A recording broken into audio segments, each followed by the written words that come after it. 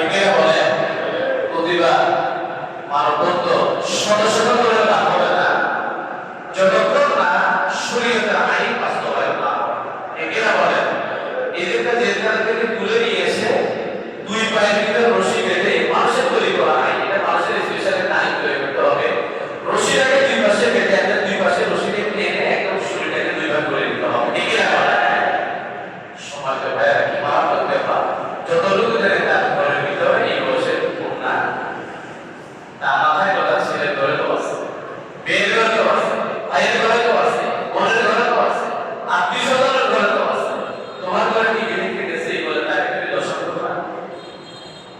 আবার তার পক্ষে রাষ্ট্রীয়তা দাঁড়াইবা, এটা কি সুযোগ আছে? কোনো সুযোগ নেই। এগুলা মানে আমাদের হাতের কাছে হয়ে যাওয়ার পরে আসলে পরিশ্রমে আমরা পাথর হয়ে গেছে। যদি ক্ষমতা থাকতো মসজিদের বিভাগে তাদের বিচার কার্যকর করতাম ইনশাআল্লাহ। ক্ষমতা বিচার এই কার্যকর করার ক্ষমতা আল্লাহ ইচ্ছা রেখে দেবে। কিসের রাজনৈতিক পরিচয়?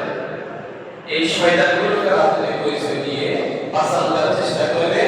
মামলা হওয়ার সময় যারা তার পক্ষে কথা বলবে, ইশারায় দিতে কথা বলবে, তাদের নামে ধর্ষণের মামলা করে দেওয়া উচিত। দেখলে বলে এমনকি মার্ডার মামলার ভিতরে করে দেওয়া উচিত।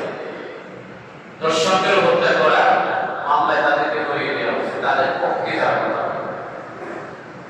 মারাত্মক ব্যাপার। আমি মাঝে মধ্যে আপনাদের পরিবারের ভিতরে কথাটা ঢুকিয়ে দিতে চাই।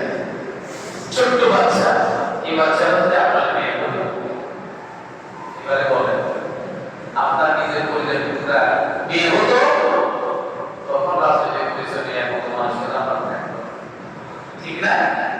বাবা দেবা বলেছে যে তোকে দেখা যায় ইশারা একার বিচার আমি নিজের হাতে করব, নিজের হাতে করব।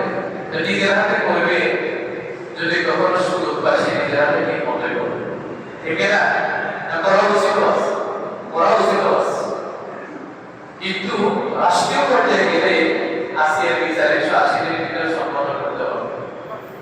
বাঙালি এমন একটা চাল এক সপ্তাহ দুই সপ্তাহ পরে এক সপ্তাহ আগে থেকে সেন্টার খুলে যায়, মনে থাকে এটাও ভুলে যাবে, ওটাও ভুলে যাবে।